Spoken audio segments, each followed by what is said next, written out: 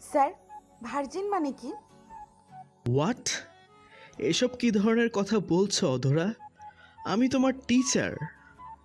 আপনি কি ভার্জিন? তো কি হয়েছে? আপনি টিচার দেখেই তো আমি আপনাকে জিজ্ঞেস করছি। অন্যথায় করতাম নাকি? এখন বেশি কথা না, আমাকে একটু বলুন না স্যার। কি বলবো? কি জানতে চাও তুমি? এই যে ভার্জিন মানে কি, আর আপনি ভার্জিন কি না? অধরার প্রশ্ন শুনে অয়নের মাথাটা এক সেকেন্ডেই ঘুরে গেল। প্রাইভেট পড়াতে এসে কেমন অদ্ভুত প্রশ্নের সম্মুখীন হলো অয়ন। অয়নের মাথা কাজ করছে না। এ অধরার করা প্রশ্নের সে কি উত্তর দিবে? অয়ন অধরার প্রশ্ন শুনে নিশ্চুপ হয়ে গেল। অয়নকে নিশ্চুপ দেখে অধরা আবারও অয়নকে জিজ্ঞেস করলো। কি হলো স্যার, আমার প্রশ্নের উত্তর দিন।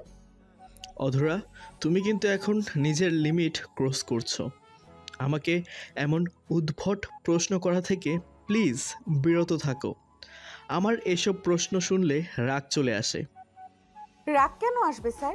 তাছাড়া আপনি নিজেই তো বলেন, আমাদের কোনো কিছু নিয়ে যদি মনের মাঝে ডাউট সৃষ্টি হয় তবে মন খুলে প্রশ্ন করার জন্য। এখন কেন আপনি এমনটা বলছেন? আমার প্রশ্নের উত্তর আপনি না দিলে আমি আরও বেশি জোর করব আপনাকে। মানে কি এসবের?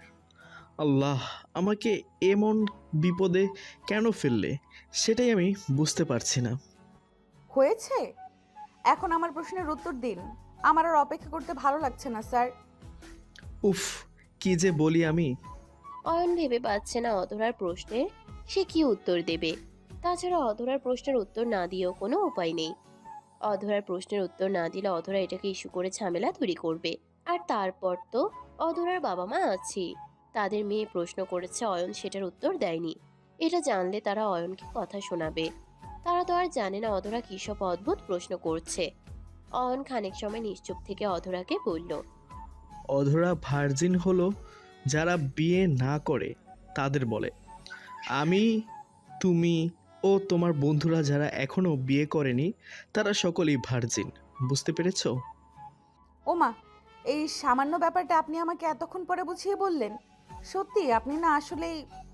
হ্যাঁ, আমি আসলেই বোকা। এখন বেশি কথা না বলে প্লিজ একটু পড়ার দিকে লক্ষ্য করো। সামনেই তোমার পরীক্ষা অধরা। স্যার, আমার না পড়াশোনা করতে একদমই ইচ্ছে করে না। আমার বিয়ে করে সংসার করতে ইচ্ছে হয়। হোয়াট? এইসব কী ধরনের কথা বলছো অধরা? পড়াশোনা নিয়ে এমন কথা বলতে নেই। আমি সত্যি বলছি স্যার, এটা আমার মনের কথা। আমার না আপনাকে বিয়ে করতে খুব ইচ্ছে হয়। অধরা কথাটা শোনা মাত্রই অয়নের সারা শরীরে যেন হাজার ভোল্টের বিদ্যুৎ খেলে গেল। অয়ন একটা লাফ দিয়ে নিজের বসার চেয়ারের উপর থেকে উঠে পড়ে অধরার পড়ার টেবিল থেকে কয়েক কদম দূরে সরে দাঁড়ালো। অধরা অয়নকে এমন ভাবে ভয় পেতে দেখে কৌতূহলী কণ্ঠে অয়নকে জিজ্ঞেস করলো। ও স্যার, এমন করে ভয় পেয়ে গেলেন কেন? বিয়ে করা কি পাপ নাকি? এটা তো পুণ্যের কথা। অধরা, আমার মনে হচ্ছে আমার শরীরটা আজ ভালো যাচ্ছে না। আমি আজ আসছি কেমন?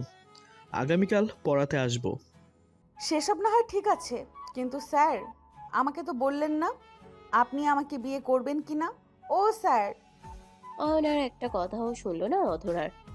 অধরা যেমন ভাবে অধরা যেমন ভাবে অয়নকে শক দিচ্ছে, তাতে করে অয়নার যদি মিনিট খানেক সময়ও এখানে অপেক্ষা করে তবে অয়নকে পাগল হয়ে যেতে হবে। অয়ন দ্রুত অধরা রুম থেকে বেরিয়ে সোজা নিজের বাড়ির দিকে চলে আসলো। অয়ন নিজের বাড়ি আসতেই একটা দীর্ঘশ্বাস ফেলল। টিউশনির প্রথম দিন থেকে অধরা অয়নকে এক প্রকার জ্বালাতন করছে। কথায় কথায় অয়নকে ইমপ্রেস করার চেষ্টা যেন অধরার প্রথম ও প্রধান কাজ। তার উপর আছে হাত ধরা থেকে শুরু করে পায়ের উপর পা রেখে আলতো করে ঘষা দিয়ে ফাজলামি করা। এইসব যেন অয়ন আর নিতে পারছে না। অয়নের এখন ইচ্ছে করছে এই টিউশনিটা ছেড়ে দিয়ে অন্য কোনো চাকরি নিতে। অয়ন বাড়িতে এসে সোফার উপরে বসে আপন মনে অধরাকে নিয়ে ছাইপাশ কথা চিন্তা করছে। ওইদিকে অয়নের মা নিজের ছেলের মুখের দিকে তাকিয়ে কিছু একটা বুঝতে পেরে অয়নকে উদ্দেশ্য করে কৌতূহলী কণ্ঠে বলল। অয়ন, বাবা সব ঠিক আছে তো? তোকে আজ এতটা চিন্তিত কেন দেখাচ্ছে? আরে মা, তেমন কিছু না। টিউশনি করিয়ে এসেছি তো, তাই হয়তো এমন দেখাচ্ছে। অয়ন, আমি না একটা জিনিস বুঝতে পারি না। তোর বাবার এত বড় বিজনেস, তারপরও কেন তুই টিউশনি করাস? মা, আমি নিজের জন্য আলাদা একটা পরিচয় তৈরি করতে চাই। আমি কারোর উপর নির্ভর হয়ে থাকতে চাই না। এই কথাটা আজ নতুন বলছি না আমি। আমাকে এসব সব সময় এসব প্রশ্ন করো না তো। কি জানি তোর মাথায় কি চলছে। আমার ভালো কথা তো তোর কখনো গায়ে লাগেনি, আর না কখনো লাগবে। এখন গিয়ে ফ্রেশ হয়ে আয়, আমি খাবার দিচ্ছি।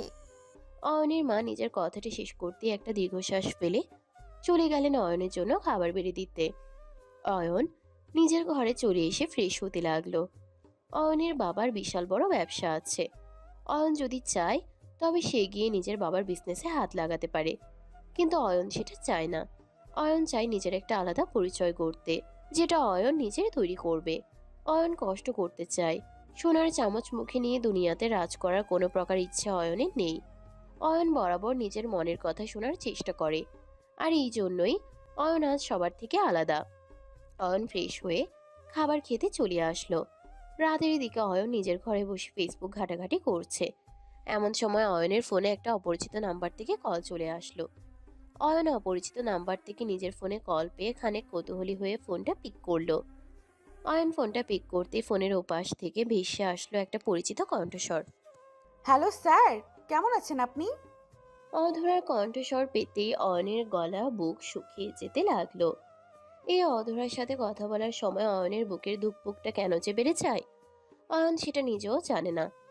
অয়ন অধরার কণ্ঠস্বর শুনে খানিক সময়ের জন্য নিশ্চুপ হয়ে গেলেও অতঃপর নিজেকে সামলে নিয়ে অয়ন অধরাকে ঝাড়ি দিয়ে জিজ্ঞেস করলো। কি ব্যাপার, আমাকে আবার কল করছো কেন?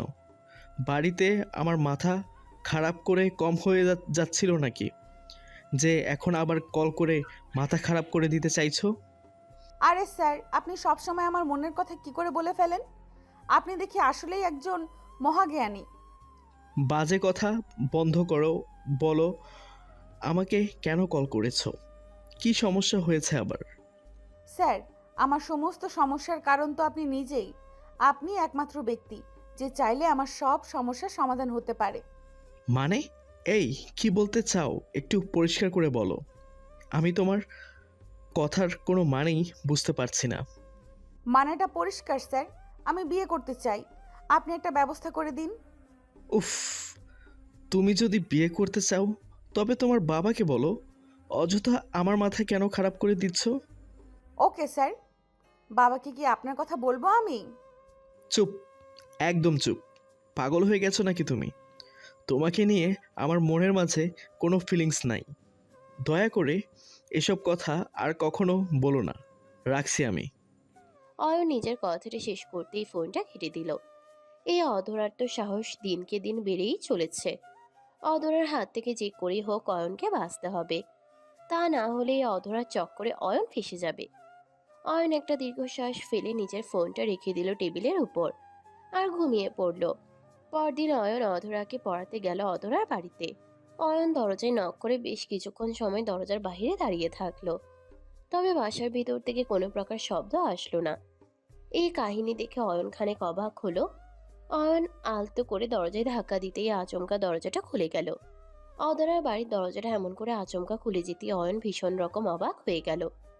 অয়ন বুঝতে পারছে না যে বাড়ির ভিতরে ঢোকা কি আদৌ ঠিক হবে নাকি ভুল হবে। অয়ন আপন মনে ছাইপাশ চিন্তা করতে লাগলো। অতঃপর অয়ন নিজেকে নিজে বলল, না, এমনভাবে বাড়ির বাহিরে দাঁড়িয়ে থাকলে চলবে না। ঘরের ভেতরে গিয়ে দেখতে হবে সব ঠিক আছে কিনা। তাছাড়া কোনো বিপদও তো হতে পারে। আমি এখানে দাঁড়িয়ে আপন মনে যাই চিন্তা করি না কেন, সেসব চিন্তার কোনো ফলাফল নেই। অয়ন নিজের মনের সাথে হালকা বোঝাপড়া সেরে চলে যেতে লাগলো ঘরের ভিতর। বুকের ভিতর কেমন যেন করছে অয়নের। এই মনে হচ্ছে কোনো ঝামেলা চলে আসলো বুঝি তার কাছে। এত চিন্তা নিয়ে কি কেউ কিছু করতে পারে না কি? অয়ন ভয়ে ভয়ে ঘরের ভিতরে প্রবেশ করতে আচমকা কোথা থেকে যেন অধরা চলে আসলো অয়নের সামনে, তাও আবার একটা শাড়ি পরে। অধরা অয়নের সামনে চলে আসতে অয়ন অধরার দিকে তাকিয়ে থমকে গেল। অধরা শাড়ি পরাতে অধরাকে অসম্ভব সুন্দরী লাগছে, যে কারোর চোখ আটকে যাবে এমন অবস্থা। হালকা মেকআপে অধরাকে যেন অপূর্ব সুন্দরী লাগছে। অধরার সৌন্দর্য অয়নের মনের মাঝে ঝড় তুলে দিয়েছে। অয়নের ইচ্ছে করে এমনভাবেই সারাটা জীবন অধরাকে এক নজরে দেখতে থাকবে সে। অধরার মাঝে আজ নিজেকে এক অন্যরকম মানুষ হিসেবে আবিষ্কার করছে অয়ন। অয়ন অধরার দিকে এক দৃষ্টিতে তাকিয়ে থাকতেই অধরা খানিক লজ্জা পেয়ে অয়নকে উদ্দেশ্য করে বলল, স্যার আপনি আমার দিকে এমনভাবে তাকিয়ে আছেন কেন? আমাকে কি কিছু বলতে চাইছেন আপনি? হুম, তোমাকে আজকে অনেক সুন্দরী লাগছে, একদম পরীর মতো। ইস, এমনভাবে বলবেন না স্যার। আমার কেমন কেমন যেন হয় মনের মাঝে। অধরার বলা কথাটা কানে আসতেই অয়নের ঘোর কেটে গেল। অয়ন বুঝতে পারলো তার মাথায় যেটা চলছে সেটা ঠিক নয়। অয়ন নিজের মাথা থেকে সকল কথা বাহিরে বের করে দিয়ে একটা দীর্ঘশ্বাস ফেলে অধরাকে বলল, সরি, তোমার বাবা মা কোথায়? বাড়িতে কাউকে দেখতে পাচ্ছি না যে। বাড়িতে কেউ থাকলে তো দেখতে পাবেন।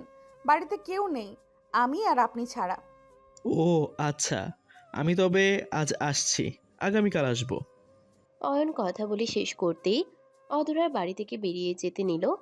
অধরা তো অধরা তো অয়নকে এত সহজে ছাড়বে না। আজ বাড়িতে কেউ নেই, এই একটাই মহা সুযোগ অয়নকে নিজের করে নেয়ার। আজ যদি অয়নকে নিজের করে না নিতে পারে তবে কখনোই অয়নকে তার পাওয়া হবে না। অয়ন অধরার বাড়ি থেকে চলে যেতে নিতেই অধরা কোনো কথা না বলে ধুম করে অয়নের হাত ধরে ফেলল। অধরা অয়নের হাত ধরে ফেলতেই অয়ন খানিক অবাক হয়ে পেছন ফিরে অধরার দিকে তাকালো। অয়ন অধরার দিকে তাকাতেই অধরা অয়নকে উদ্দেশ্য করে মলিন কণ্ঠে বলল, স্যার আপনি সত্যিই চলে যাচ্ছেন? হ্যাঁ, তোমার বাবা মা তো বাড়িতে নেই, আমি এখানে থেকে কি করব?